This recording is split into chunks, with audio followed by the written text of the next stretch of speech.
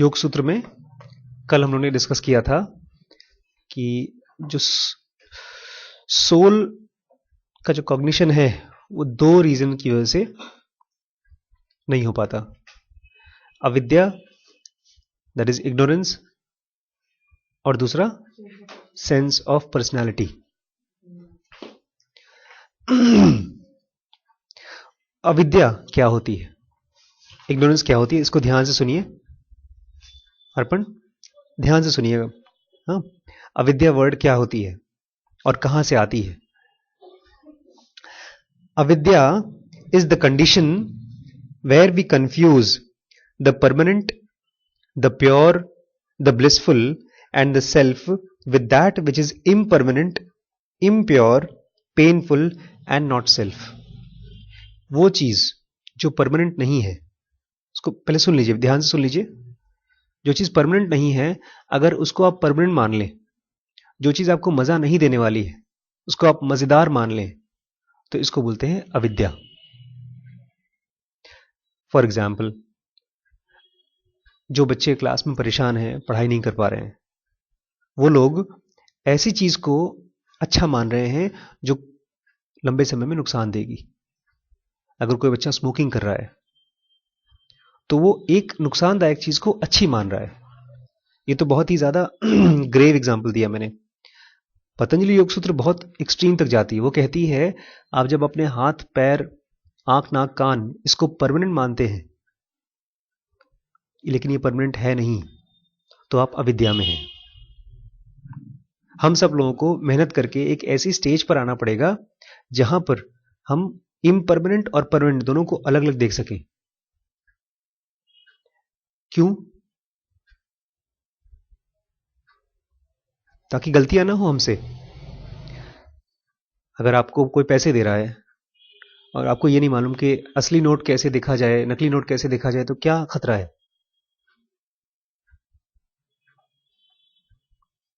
क्या खतरा है? फिर आप नकली को असली मान के रख लेंगे और जब खर्च करने जाएंगे तो क्या होगा? आप गरीब रहेंगे। आप सोचेंगे कि आप बहुत अमीर हैं, मेरे पास 500 के 1000 नोट हैं, मेरे पास 5 लाख रुपए हैं, लेकिन उस 1000 नोट में अगर 500 नकली नोट हैं तो क्या होगा? ऑब्वियसली झटका मिलेगा हमको। ऐसे ही झटके हमको लाइफ में बार बार मिलते हैं,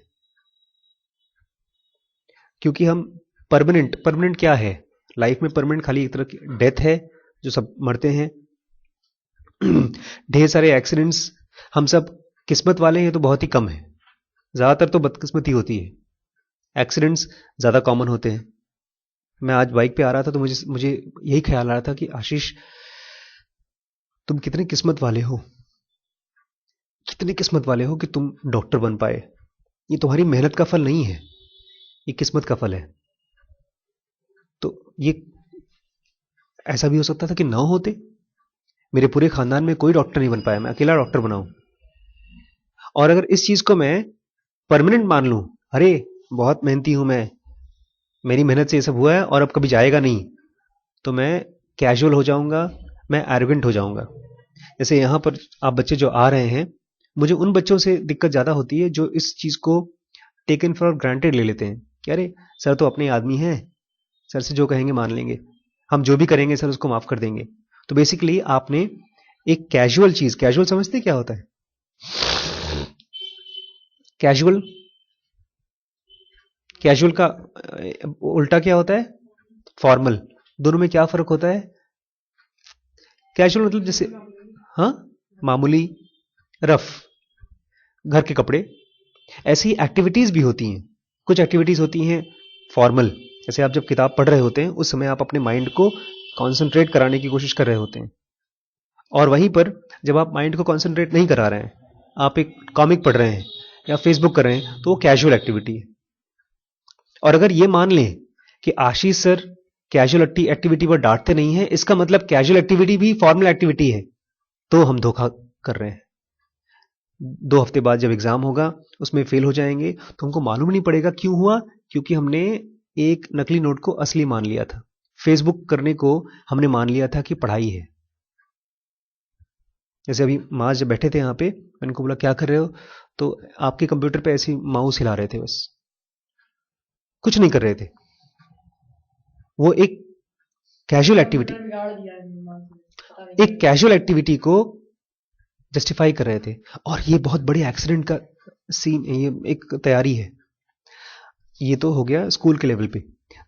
गहराई में लाइफ के लेवल पे अगर हम डेथ को कहते हैं, अगर आप अपने आप को याद दिलाएं ना कि हम मरने वाले हैं, तो हम बहुत जल्दी हम्बल हो जाएंगे। हम्बल समझते हैं? हमारे अंदर घमंड नहीं आएगा। तो जब आप सब बेसिक अविद्या, बेसिक इग्नोरेंस क्या है कि आप इम्परमानेंट को परमानेंट मानते हैं और परमानेंट को इम्परमानेंट। इस बॉडी का बड़ा हम लोग लालच करते हैं, इसके लिए लोग शैम्पू लगाते हैं सुंदर सुंदर, जाके ब्यूटी पार्लर में इतने पैसे खर्च करते हैं। क्यों? बिकॉज हम इसको क्या मानते हैं, ये जिंदगी भर रहेगी। और ये क्यों करते हैं हम? बिकॉज हम इसको क्या मानते हैं, परमानेंट। जबकि ये परमानेंट नहीं है, कुछ और चीज परमानेंट है, और हमको भी मालूम नहीं वो चीज क्या है। तो अविद्या क्या है? अविद्या क्या होती है? इग्नोरेंस क्या है? ऐसी भी कोई चीज जिसमें आप परमानेंट को इम्परमानेंट मानते हो। मतलब सोल फोल तो जानते नहीं यार, क्या बकवास बात करते रहते हैं सर। चमड़ी को तो जानते हैं, हड्डी वड्डी तो जानते ही हैं, तो उसको वही है जिंदगी। चारवाक का नाम सुना है आपने? चारवाक एक फिलोसोफर था, निहायत वाहियात फिलोसोफर, बहुत फेमस हो गया था, उसकी खूब खूब फॉलोइंग थी, बहुत से लोग फॉलो करते थे। वो कहता था अगर उधार मांग के भी घी खाना पड़े तो खाओ, मर जाओगे तो उधार देने की वापस जरूरत ही नहीं है। उसका नाम चारवाक रखा था। चारवाक मतलब उसके उसके मुंह के शब्द कितने प्यारे लगते थे। जो लोग उधार खाने वाले हैं उसके फॉलोअर बन गए। तो अविद्या क्या है? अविद्या क्या है?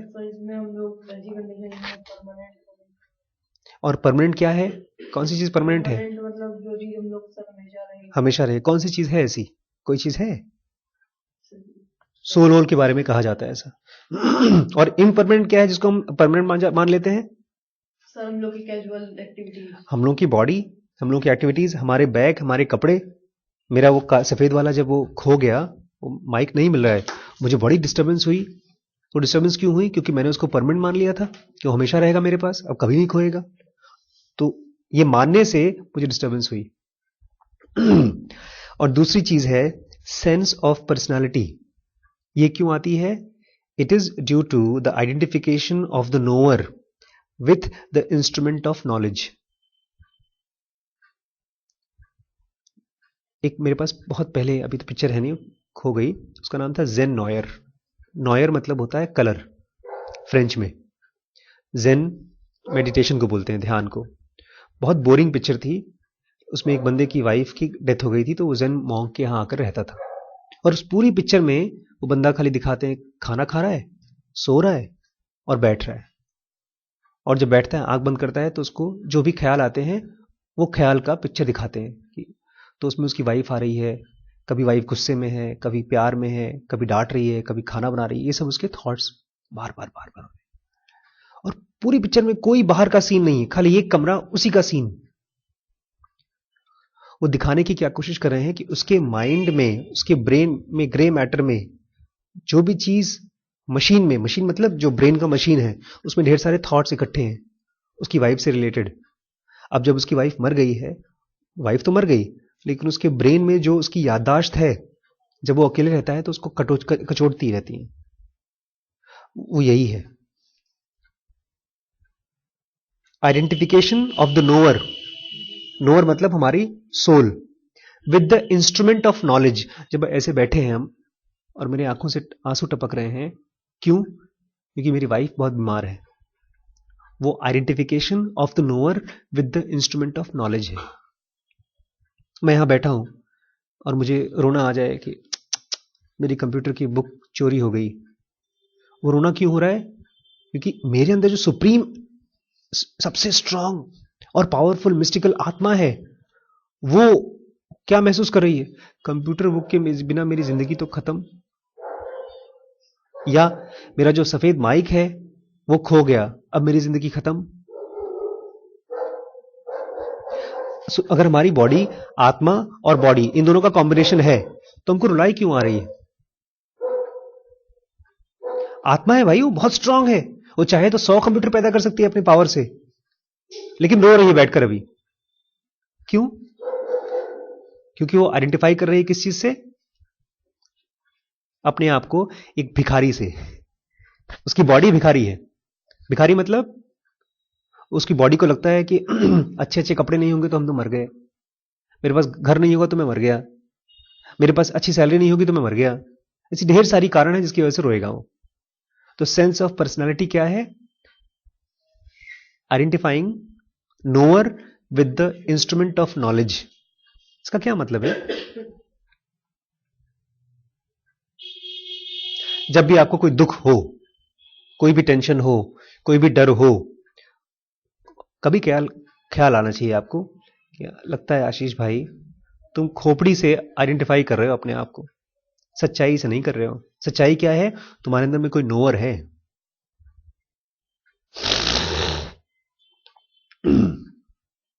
मेरे पिताजी हैं, किसान थे, बहुत गरीब आदमी थे वो। अब थोड़े पैसे से कमा लिया उन्होंने, लेकिन शौक उनके गरीबों के ही हैं। गरीबों के शौक मतलब उनके फोन में अगर 10 रुपए रिचार्ज पड़े हैं तो महीनों महीनों तक उनके यूज नहीं होता, जरूरत नहीं होती तो बात नहीं करते हो। गाड़ी महंगी नहीं चाहिए उनको, कपड़े उनके वैसे ही सस्ते सस्ते कपड़े पहनते हैं, पैसे बहुत हैं उनके पास। बीच में 2008 में बहुत बड़ा मार्केट क्रैश हुआ था, फाइनेंशियल क्रैश। उसमें जिन्होंने भी स्टॉक मार्केट में, शेयर मार्केट में सट्टे में पैसा लगाया था, को बहुत बड़ा झटका लगा था। पापा ने लगाए थे करीब 25 लाख रुपए, तो उन्होंने उसको मना किया था कि ये जो मेरे शेयर हैं इसको इस तारीख के अंदर अंदर इस रेट पे बेच देना। तो उसने नहीं बेचा।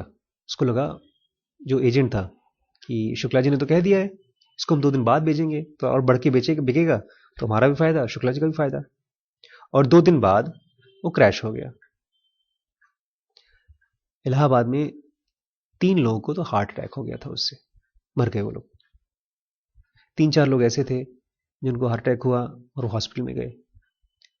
और मैंने पापा से पूछा, पापा आपने बेच दिया था पैसे सब, मतलब शेयर बिक गया था आपका, पैसे आ गए थे? तो नहीं यार, कहाँ आए, सब डूब गया।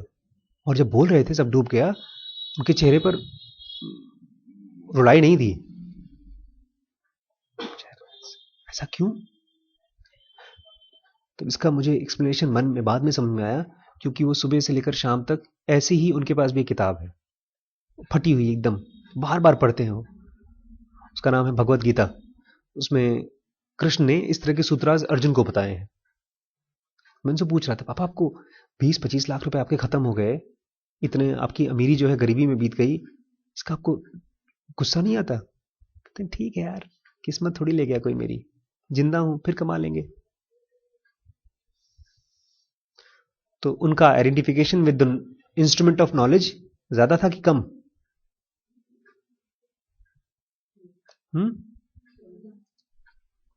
कम था। ज्यादा होता तो क्या होता? उनको भी हार्ट अटैक होता। सेंस ऑफ पर्सनालिटी उनकी नहीं थी, कम थी। डिजायर क्या होता है? ये डेफिनेशन है डिजायर का। Desire is attachment to objects of pleasure. जिन जिन चीजों से हमको मजा आता है उसके साथ अटैचमेंट को हम क्या बोलते हैं? डिजायर। और वहीं पर उसका उल्टा हेट क्या है? Hate is aversion for any object of sense. 5 senses हैं हमारे, आंख, नाक, कान वगैरह। तो इनके जो ऑब्जेक्ट हैं, कोई भी ऑब्जेक्ट, अगर उससे हमको एवर्जन है, एवर्जन मतलब डिसलाइकिंग, तो उसको क्या बोलते हैं हम लोग? हेट। हमारा दोस्त है, अब दुश्मन बन गया, तो हेट्रेड क्या है? Aversion of object of senses. Intense desire for sentient existence is attachment.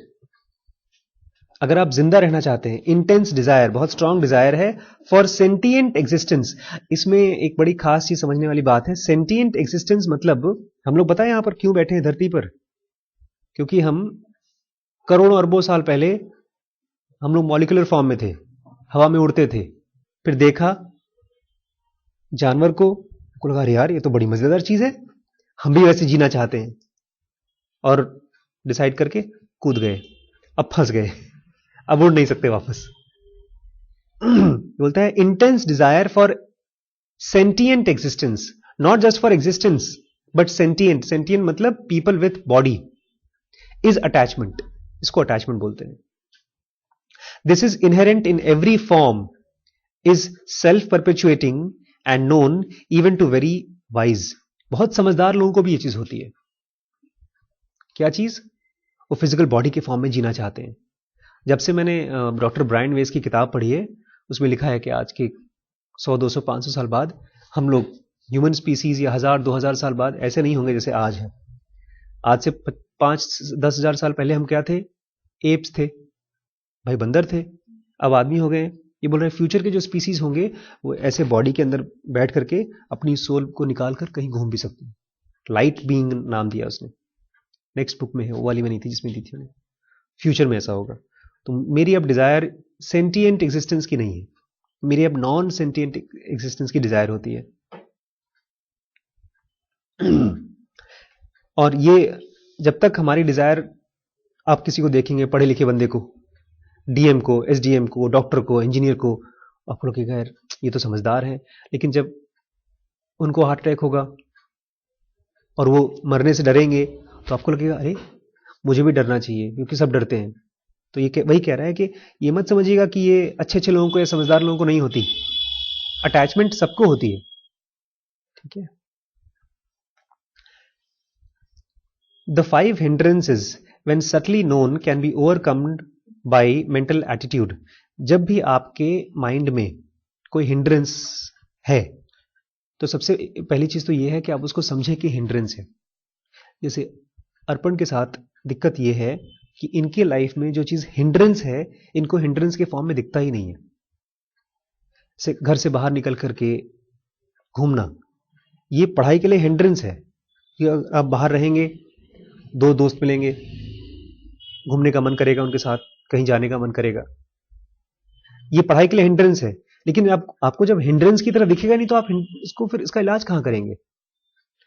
एक आदमी है, से मैं हूं, मुझे सिगरेट पीना जिनोगा के खिलाफ बताया गया। जिनोगा कहती है कोई भी चीज आप जब मुंह से सांस लेते हैं तो वो आपका सेक्शन 2B खोलने के लिए हिंड्रेंस है, इसलिए सिगरेट पीना हिंड्रेंस है।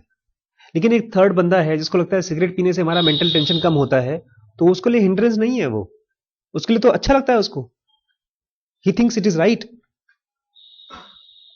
तो पहली चीज तो आप अपने हिंड्रेंसेस को हिंड्रेंसेस की तरह देखें, और तब उसके बाद उसका उल्टा एटीट्यूड ले आए कि ठीक है मेरा मन घूमने का कर रहा है, आज मैं अपने मन के खिलाफ डिसाइड करता हूं कि आज मैं घूमने नहीं जाता हूं। या जैसे मैं आज सुबह की बात बता रहा हूं, जिनोगा कहती है सुबह 10 बजे के पहले आपको नाश्ता बहुत ही कम करना चाहिए, ऑलमोस्ट नहीं करना चाहिए। लेकिन हमारे यहाँ आज हमारे mother in law father in law आए हैं, तो हमारी सासू माँ ने अच्छा सा गाजर का हलवा बनाया है, बहुत ही बढ़िया। तो सुबह सुबह उन्होंने गर्म करके रख दिया प्लेट, उस पर घी डाल दी थोड़ी सी, और मक्खन, ब्रेड और पराठा। अब ये हिंड्रेंसेस है, लेकिन फिर भी थोड़ा सा लालच, थोड़ा सा संकोच, खा लिया हमने। अब खाने के बाद वहां सेंटर पे बैठा हूं, अल्ट्रासाउंड कर रहा हूं, नींद आ जा रही है। क्यों? पेट में ठूसा हुआ है खाना। तो मुझे ओवरकम करना पड़ेगा, और अब मैं अगली बार मेरे सामने चाहे मटर पनीर और कुछ भी रखा हो 10 बजे के पहले, मैं कोशिश करूंगा कि ना खाऊं। तो 5 हिंड्रेंसेस को जब आप धीमे धीमे जानेंगे और उसके बाद ओवरकम करेंगे बाय ऑपोजिट मेंटल एटीट्यूड।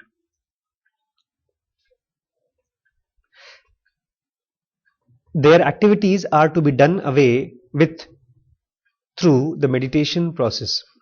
और जब कोई हिंड्रेंस है, उसको आपने हिंड्रेंस की तरह देख लिया और फिर भी वापस नहीं कर पा रहे हैं, उसको खत्म नहीं कर पा रहे हैं, तो आप उसकी ऐसे बैठ करके गहरा विचार करें, उसके ऊपर सोचें। जब सोचते रहेंगे बार बार बार बार बार बार, तो आपका उसके लिए जो -E है वो +E हो जाएगा। जैसे आज मैंने जानबूझ के माज को नहीं भेजा, मैं चाहता था माज यहां रहे, लेकिन जब इनकी मम्मी का फ़ोन आया और उस दिन आपके साथ घटना हुई, आप चले गए कल भी और परसों भी, तो मुझे समझ में आने लगा कि 3 बच्चे हैं, आप ये और अमन सैमुअल, ये जब आपस में मिलते हैं तो कुछ डिस्टर्बेंस। मुझे इस प्रॉब्लम का सोल्यूशन चाहिए। मैं मारना नहीं चाहता, मैं डांटना नहीं चाहता, इस प्रॉब्लम का सोल्यूशन चाहिए। तो मैं ऐसा बैठे बैठे मैं सोच रहा था क्या सोल्यूशन, क्या सोल्यूशन, क्या सोल्यूशन। सोल्यूशन समझ में नहीं आ रहा था, अभी भी समझ में नहीं आया। तो आज मुझे सोल्यूशन समझ में आया कि आज पढ़ाऊंगा ही नहीं मैं। फिर पढ़ा क्यों ना है? दीदी की वजह से। दीदी अवतार ले लिया दीदी ने। ये नहीं आती तो मैं बैठ के अपना पढ़ता रहता। फिर मैंने मास को देखा, बिल्कुल इंटरेस्टेड नहीं है पढ़ाई में। तो मैंने मास को रिक्वेस्ट किया कि आप पापा को ले आओ, और अभी भी मास आएंगे तो मैं उनको पढ़ाना चाहूंगा। तो ये ऑटोमेटिक सोल्यूशन निकल के आता है जब आप किसी भी प्रॉब्लम के ऊपर बैठे रहते हैं, चाहे वो फिजिकल प्रॉब्लम हो चाहे मेंटल प्रॉब्लम हो। अगर प्रॉब्लम के ऊपर बैठे रहेंगे, मेडिटेट करेंगे कि यार ठीक है, मैथ्स डिफिकल्ट है, मैथ्स में फेल होने वाला हूं, क्या करें क्या करें क्या करें क्या करें। किसी से पूछे नहीं इसका आंसर। पूछने में आपको आंसर ओरिजिनल नहीं मिलेगा। अगर मैं पूछता हूं राम जी मैं क्या करूं, राम जी कहेंगे भैया निकालिए, बकवास बच्चों को निकालिए, अच्छे अच्छे बच्चों को रखिए। ये मेरा सोल्यूशन नहीं है। सोल्यूशन आपको ओरिजिनल चाहिए, आपका अपना सोल्यूशन चाहिए। तो क्या करना होगा हमको? उस प्रॉब्लम के साथ मेडिटेट करना पड़ेगा, बैठे रहना पड़ेगा, सोचते रहना पड़ेगा, सोचते रहना पड़ेगा। 5 हिंड्रेंस हो गया। Karma itself has its roots in these 5 hindrances and must come to fruition in this life or in some later life. Karma समझते हैं क्या होता है? बुरे कर्म करोगे तो बुरा फल पाओगे, किसी का खून करोगे तो तुम्हारा भी खून हो जाएगा। एक हमारे मामा जी हैं, वो गए वहां केदारनाथ, बद्रीनाथ, तो वहां पर चलना पड़ता है बहुत। जो लोग आलसी होते हैं, चलना नहीं चाहते या थक जाते हैं, बूढ़े लोग, वो लोग बैठते हैं खच्चर पे बैठ के जा रहे थे। तो मामा जी बेचारे हमारे आलसी, जो खच्चर पे बैठ के जाने लगे। तो उनके बगल में मामी जी हैं, बोलती हैं जानते हो इस जन्म में तुम खच्चर के ऊपर बैठ रहे हो, अगले जन्म में तुमको खच्चर बनना पड़ेगा और खच्चर तुम्हारे ऊपर बैठेगा। तो मामा जी कहते हैं नहीं नहीं सुनती जान, तुम समझ नहीं रहे हो, पिछले जन्म में मैं खच्चर था, अब मैं अपना उधार वापस ले रहा हूं उससे। ये कर्मा बेसिकली माना जाता है कि जो भी हमने बुरे कर्म किए हैं उसके फल हमको मिलते हैं। जनुगा सेज समथिंग एल्स। जनुगा उल्टा कहता है। जनुगा कहता है कि कर्मों का रूट हमारे करने से कम और हमारे हिंड्रेंसेस के ऊपर ज्यादा है। मतलब अगर आज से 100 जन्म पहले मैंने किसी का खून किया हो और मैं बच गया हूं 100 जन्म में, तो इस जन्म में मेरा खून होगा जरूरी नहीं है। हो सकता है हो सकता है ना हो। लेकिन कैसे बचूंगा? अगर मैं इन 5 हिंड्रेंसेस को ओवरकम कर लूं तब मैं बच जाऊंगा। जैसे भैया बताते हैं, यहां गढ़ी है, गढ़ी एक जगह जानते हैं, गढ़ी, गढ़ी रोड, जहां राजाओं का, वहां पर ऑलमोस्ट हर घर में दुख है, हर घर में एक्सीडेंट है, हर घर में कोई मर रहा है, कोई बीमार है। तो बताते हैं भैया कि वहां पर बहुत से लोगों को मारा गया है और गाड़ा गया है, तो बहुत से भूत पिशाच बने हुए हैं। तो मैं डिस्कस कर रहे थे कि जो भूत पिशाच वगैरह होते हैं ना, वो फिल्मों में दिखाते हैं आपके अंदर घुस जाते हैं, लेकिन पता है घुसते किस चीज से हैं? क्या किस रास्ते से घुसते हैं? They enter into other persons body through minus E. Minus E क्या है? Minus emotions. भूत मतलब आपके पास्ट जो बहुत दुखी और प्रताड़ित हैं, वो वही वाइब्रेशंस हैं। तो जहां कहीं पर भी माइनस ई के स्ट्रांग वाइब्रेशंस दिखाई दे जाते हैं, वो जंप कर जाते हैं।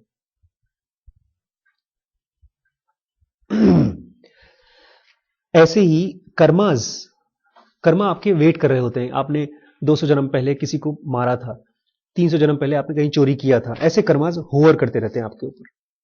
और जैसे ही आपने किसी हिंड्रेंस के अंदर घुस गए, हिंड्रेंस मतलब खाना ठूस के खा लिया तो आलसी हो गए, आलसी हो गए गाड़ी चला रहे, नींद आ गई तो एक्सीडेंट हो गया, एक्सीडेंट हो गया तो पैर टूट गए।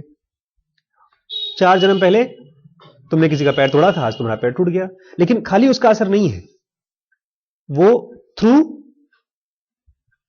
हिंड्रेंस, कि आप हिंड्रेंस में अपने आप को फंसा ले गए। तो अगर हिंड्रेंस से बचा लें तो आप अपने रूट कर्मास को भी खत्म कर सकते हैं। ये बहुत बड़ी चीज है, बिकॉज हमने कितने सालों में कितने कितने बुरे कर्म किए होंगे, उसको ठीक कैसे करेंगे आप? गंगा जी के ऊपर जल डालते रहेंगे, डालते रहेंगे, डालते रहेंगे, और 100 जन्म खत्म हो जाएंगे, खत्म ही नहीं होंगे। So long as the root exists, their fruition will be birth, life and experience resulting in pleasure or pain. और जब तक आपका कार्मिक रूट है, तब तक आपको पैदा होना पड़ेगा, जिंदा होना पड़े, जीना पड़ेगा और मरना पड़ेगा। भैया मुझसे पूछ रहे थे, भैया सर ये मोक्ष क्या होता है? आप में से किसी को आइडिया है मोक्ष क्या होता है? मोक्ष वर्ड सुना है? आत्मा की शांति। अर्पण, मोक्ष के बारे में सुना है कभी? वर्ड सुना है मोक्ष? निर्वाण। इसका एक सिंपल डेफिनेशन मैं बताता हूं आपको। मेरे हिसाब से मोक्ष मतलब आपका अपनी आत्मा पर कंप्लीट कंट्रोल। ट्रेडिशनल तरीके से, पुराने मतलब जो साधु सन्यासी बोलते हैं, मोक्ष मतलब तुम जीवन मरण के चक्र से खाली हो जाओगे। तो उनका यह कहना है उसके बाद तुम कभी धरती पर पैदा ही नहीं होगे, हिंदुओं में कहा जाता है। लेकिन मेरे हिसाब से मोक्ष का मतलब होता है कि आप जीवन मरण के चक्र के कंट्रोलर हो जाएंगे, ना कि सफरर। आपका रोल तो सर दोबारा फिर हम जन्म ले सकेंगे? नहीं ले सकेंगे। मेरी गर्लफ्रेंड को मोक्ष नहीं मिला और मुझे मिल गया, मैं तो जाना नहीं चाहता हूं उस ट्रेन में से। नहीं बेटा, तुम्हारा टिकट कट गया, अब तुम जा सकते, तुम जाओ। तुम एसी डब्बे में जाओगे, तुम्हारी गर्लफ्रेंड स्लीपर में जाएगी। नहीं, मोक्ष में आप अपनी मर्जी से जन्म ले सकते हैं, और नहीं इच्छा है तो नहीं जन्म ले सकते, ऐसा है। ये कह रहा है लेकिन जब तक आपके कर्मा है, आपके बुरे कर्म चाहे अच्छे कर्म है, तब तक आपको बर्थ लेना पड़ेगा, एक्सपीरियंस, लाइफ एंड एक्सपीरियंस करना पड़ेगा, और उससे आपको क्या मिलेगा? प्लेजर और पेन। अच्छा भी लगेगा और खराब भी लगेगा। The seeds produce pleasure or pain according to their originating cause being good or evil. ये सीधा सिंपल नियम है। ये अगर हमारे क्लास के 11th के और 9th के बच्चे सीख लें, बिकॉज इस समय डॉन बॉस्को में जो सबसे ज्यादा परेशान फादर को कर रखे हैं बच्चों ने, वो 11th और 9th के बच्चे हैं। सीधा नियम यह है कि अगर आप खुश रहना चाहते हैं तो अच्छी अच्छी चीजें करें, अगर आप दुखी रहना चाहते हैं तो खराब खराब चीजें करें। और वाइसे वर्सा भी है। 11th के बच्चों को और 9th के बच्चों को सबसे ज्यादा दुखी किसने किया है? टीचरों ने और प्रिंसिपल ने। ही इज सेइंग, इसको ध्यान से सुनिएगा, अर्पण, दीज सीड्स, जो सीड्स हैं आपके, प्रोड्यूस प्लेजर और पेन, आपके karma, according to their originating cause being good और इवल। अगर आपने अच्छे बोल बोले तो आपको अच्छा रिजल्ट आएगा। से एक दिन आए, कल आज ही आए मेरे पास, बोलते सर कभी कभी तो सिस्टर बड़े अच्छे से बहुत बात करती है और कभी कभी तो डांटती रहती है मुझे, हम कब तक झेलते रहेंगे? मैंने इसके लिए एक रूल बनाया है, बल्कि मैं किताब में लिख रहा हूं, उसका चैप्टर का नाम रहेगा सुपर पावर ऑफ माइंड। कि आप मुझे गाली दीजिए, थोड़ा सा बोलिए, अबे बोलिए, राम जी बोलो, आप बोल दीजिए मुझे एक बार, बोलो ए। अच्छा मैं खुद को ही बोलता हूं, ए डॉक्टर समझता है तू? खैर अभी नहीं हो पा रहा है, मजा नहीं आ रहा है, क्योंकि जब कोई आपको गाली दे, डांटे, ठीक से बात ना करे, तो वो आपको -E दे रहा है। उसको अपने दिमाग में प्लस बनाकर बाहर निकालिए।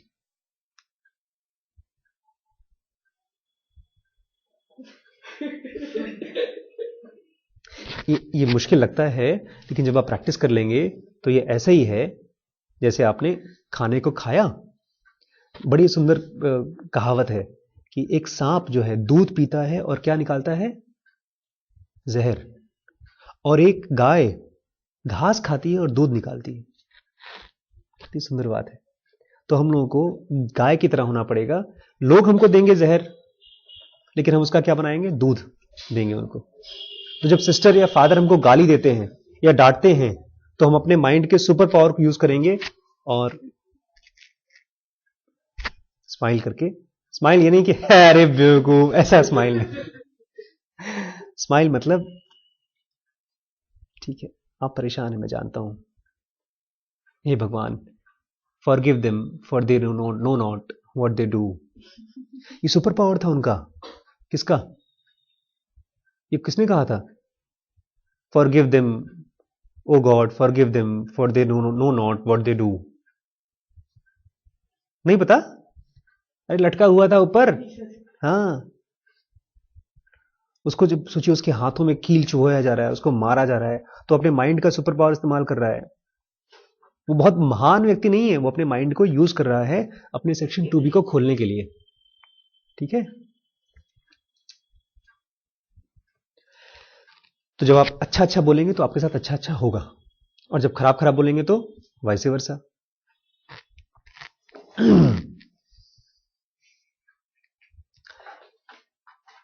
अब यहां पर ये लक्षण बता रहा है उसके जिसका सेक्शन 2B खुल गया है, 3 खुल गया है, 4 खुल गया है। बोलता है टू द इल्यूमिनेटेड मैन, जो एनलाइटेंड हो चुका है, all existence in the 3 worlds is considered pain owing to the activities of gunas. हमारे लिए तो कुछ चीजें पेन है और कुछ चीजें कुछ चीजें पेन है और कुछ चीजें प्लेजर। कुछ चीजें तो मजेदार हैं और कुछ चीजें खराब हैं। तो हम लोग क्या करते हैं? दुख से भागते हैं और मजेदार के पास बैठते हैं। लेकिन जो इल्यूमिनेटेड लोग हैं उनके लिए सारी की सारी दुनिया ही पेन है। क्यों? क्योंकि ये पूरा कंट्रोल कर रही है आपको। मेरे लिए पेन है दुनिया, पता है, सच बता रहा हूं। मेरे लिए पैसा भी पेन है। क्यों? क्योंकि पैसा आने से आप फ्री नहीं होते, पैसा आने से आप और गुलाम हो जाते हैं। कैसे? अब तक पैसे नहीं थे तो ठीक है, गरीब हैं, अब पैसे आ गए तो ज्यादा गरीब होने के चांसेस हो गए। पहले मेरे पास 1 लाख था, तो अब 1 लाख है, चलो यार ठीक है 1 लाख है, 1 लाख में जी लेंगे। लेकिन अब 10 लाख हो गए तो अब 1 लाख हो जाएगा तो मैं गरीब हो जाऊंगा। पहले 1 लाख पे अमीर था, अब 10 लाख की वजह से 1 लाख पे गरीब हो गया मैं। तो ये कह रहे हैं चूंकि 3 गुणाज हैं। कौन कौन से 3 गुणाज हैं? आई, ई और एस। उसकी ये पूरी दुनिया को चलाते हैं, और इल्यूमिनेटेड मैन इनके कंट्रोल में नहीं जीना चाहता। मुझे बड़ा गुस्सा आता है जब मुझे गुस्सा आता है। वाह, क्या बोल गया मैं? मैंने क्या बोला? मुझे बड़ा गुस्सा आता है जब मुझे, हाँ, मुझे गुस्सा इसलिए आता है कि यार मेरा अपने गुस्से पर कंट्रोल नहीं है। मैं नहीं चाहता अर्पण को देखकर मैं गुस्सा करूं, मास को देखकर गुस्सा करूं, आपको देखकर गुस्सा करूं, लेकिन ये मुआ ई सेंटर। इसीलिए इल्यूमिनेटेड मैन को सब कुछ क्या लगता है? पेन। जो नॉन इल्यूमिनेटेड होंगे उनको ये प्लेजर लगता होगा, मारो सर मारो और पीटो। हमारा एक चोर आया था बेचारा, चोरी करके, बेचारा बोल रहा हूं क्योंकि बहुत मार खाया उसने, और पीट रहे थे। होते हैं सर आया था, मैंने भी 2 हाथ मार के मजा ले लिया सर। लोगों को मार के लोग मजा लेते हैं। लेकिन आया था 2-3 महीने पहले। आप होते तो मजा आप भी ले लेते? नहीं लेते? सेंटर पे चंदन में। The activities are 3 fold. क्यों उनको लगता है खराब? इल्यूमिनेटेड आदमी को 3 गुणा वाली एक्टिविटी क्यों खराब लगती है? बिकॉज ये 3 फोल्ड होता है। ये क्या बनाते हैं? They produce consequences. हर चीज में जो कर रहा हूं उसका कॉन्सिक्वेंस है। मुझे डर लगता है कभी कभी जब मैं इनको डांटता हूं या तो मां को डांटता हूं। आज डांट दिया, कल को मेरे घर पे पहुंच जाएंगे, ए सर बहुत घमंडी हो तुम, तुमको रिस्पेक्ट देते हो तो तुम सोचते हो कि तुम सर पे चढ़ जाओ। तो कॉन्सिक्वेंस है, हर छोटी छोटी चीज का कॉन्सिक्वेंस है। इसलिए बाद में फोन करके मैं सॉरी बोलता हूं, भैया माफ कर दो, हम कुछ नहीं। तो पहला तो कॉन्सिक्वेंस बनाते हैं। दूसरा एंग्जाइटीज बनाते हैं। एंग्जाइटी मतलब डर। जब मेरा उस गुंडे ने जब पीटा था तो मुझे इस बात का डर नहीं था कि मुझे दोबारा पीटेगा। मुझे इस बात का डर था कल को रास्ते में मेरे छोटे भाई को पा जाएगा, तो सुनता बोलता नहीं, तो उसको हो सकता है मार दे, या उसके बच्चे को पकड़ के मार दे। तो ये क्या है? Anxiety. And some subliminal impression, और दिमाग में मेमोरी छोड़ जाता है, अच्छी अच्छी और खराब खराब मेमोरीज। ये हमको जीने नहीं देती। कितने सुंदर दिन थे बचपन के, खेलते थे हम लोग, पापा मम्मी बस टॉफियां ले आते थे। आजकल स्टीज के वही दिन चल रहे हैं। उसको जिस दिन स्कूल जाना होता है जाता है, जिस दिन नहीं जाना होता है छुट्टी कर देता हूं मैं उसकी। लेकिन यही बेचारा 5 साल बाद 6 साल बाद क्या होगा? इतने नंबर लाए हो तुम? टीचर ये, मैं नहीं बोलूंगा तो भी उसको स्कूल में बोला जाएगा। तो जो इल्यूमिनेटेड होते हैं उनको ये दुनिया क्या लगती है? पेन। क्यों? बिकॉज ये 3 गुणा से कंट्रोल होती है। और ये करती क्या है? It produces consequences, it produces anxieties, anxiety बोलिए एक बार, anxieties, and third it produces impressions. Impressions मतलब मेमोरी। थोड़ा सा और कर लें, 5 मिनट और। That which is experienced has 3 qualities, sattva, rajas and Tamas, rhythm, mobility and inertia. जो भी चीज आप एक्सपीरियंस कर पा रहे हैं, इसका मतलब सोल नहीं, अभी सोल नहीं है। जो भी चीज आप एक्सपीरियंस कर पा रहे हैं उसके अंदर 3 क्वालिटीज होती हैं, आई, ई और एस। इसको संस्कृत में नाम दिया गया है सत्व, रजस एंड तमस। इसको इंग्लिश में नाम दिया गया है rhythm, mobility and inertia. It consists of element and sense organ. और इसमें होता क्या है एक्सपीरियंस में? एलिमेंट होता है जो बाहर की चीजें हैं, और आपके सेंस ऑर्गन, इसी में तो आप एक्सपीरियंस करते हैं। The use of these produces experience and also eventual liberation. इस चीज से, आप बाहर की चीजों से और सेंसेस से आप चाहें तो एक्सपीरियंस भी पैदा कर सकते हैं, जो होता ही है, और अगर चाहें तो आप लिबरेशन भी पैदा कर सकते हैं। लिबरेशन मतलब फ्री हो सकते हैं। जो बच्चा क्लास में जाकर फेल हो रहा है वही बच्चा क्लास में टॉप भी कर सकता है, क्योंकि जो फेल होने का तरीका है उसी का उल्टा तरीका पास होना है। एक बार मैं पापा से बहुत नाराज हो गया था, अपने बहुत ज्यादा नाराज हो गया था। वो मुझे मुंबई से इलाहाबाद ले जा रहे थे और मैं मेडिकल का एग्जाम में गया और जानबूझ के गलत गलत आंसर लिख कर आया।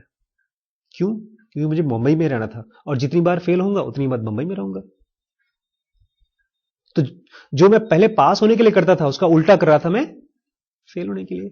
तो अगर आप फेल हो रहे हो तो उसका उल्टा करिए पास होने के लिए। तो ये कह रहा है अगर आप अपने सेंसेस का और मैटर का यूज करके एक्सपीरियंस कर रहे हैं कोई दुनिया को, तो आप उसी को यूज करके फ्रीडम भी एक्सपीरियंस कर सकते हैं। अगर आप ये बोलते हैं अरे यार मेरी बीवी, मैं तुमको कितना प्यार करता हूं, तुम्हारे बिना मैं जी नहीं सकता, ये अटैचमेंट पैदा कर रहा है। तो आप अपने मन ही में कि मैं तुमको बहुत प्यार करता हूं लेकिन कल को तो तुम मर जाओगी, तो तुमसे प्यार करके फायदा क्या? मन में बोले, उसके सामने ना बोले।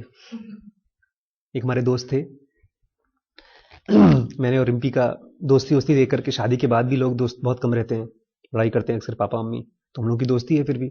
तो डॉक्टर साहब को बड़ा अच्छा लगा। मैंने कहा यार आशीष मैन, अंग्रेज, how you are a nice couple, thank you यार, I also want to be like you with my girlfriend. मैंने कहा yes there is simple formula for that. क्या? That don't tell lies to your girlfriend, always tell the truth, all your truth, right from your first day to the last. बताया था मैंने ना। तीसरे दिन आया तो उसकी आंखें लाल लाल, उसका ब्रेकअप हो चुका था बेचारे का, उसने सब ट्रूथ बता दिया, खत्म हो गई कहानी उसकी। भाई सोच सोच के बोलना चाहिए था, स्टेप बाय स्टेप बोलना चाहिए था, उल्टी करा दिया।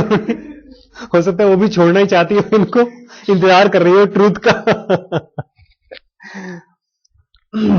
तो आप चाहें तो अपनी ब्रेन को यूज करके बाउंडेशन भी ला सकते हैं, एक्सपीरियंस बोलते हैं उसको, और वाइस वर्सा आपके और क्या ला सकते हैं?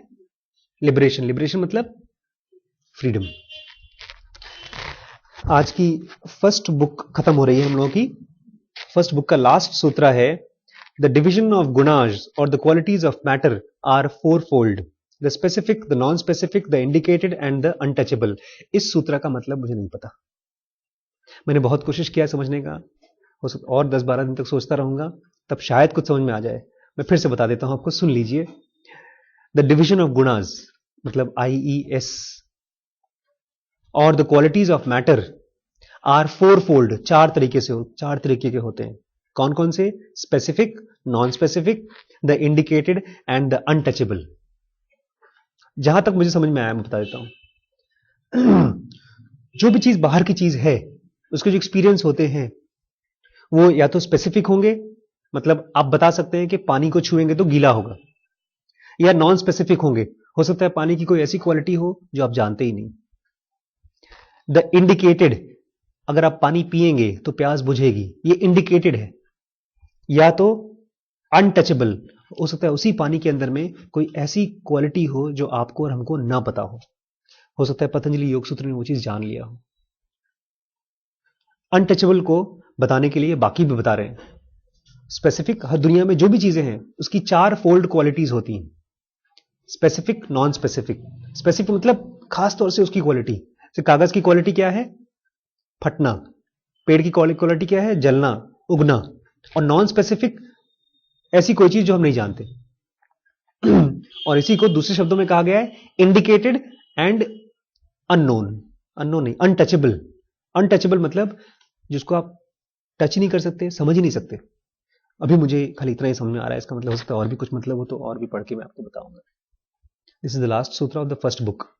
तो ये फर्स्ट बुक मैं आपको प्रिंट करके कल मेल कर दूंगा। आप प्रिंट निकाल लेंगे कि प्रिंट करके दूं? निकाल लेंगे। ये टोटल इसमें है 35 सूत्रास हैं, 35 सूत्रास।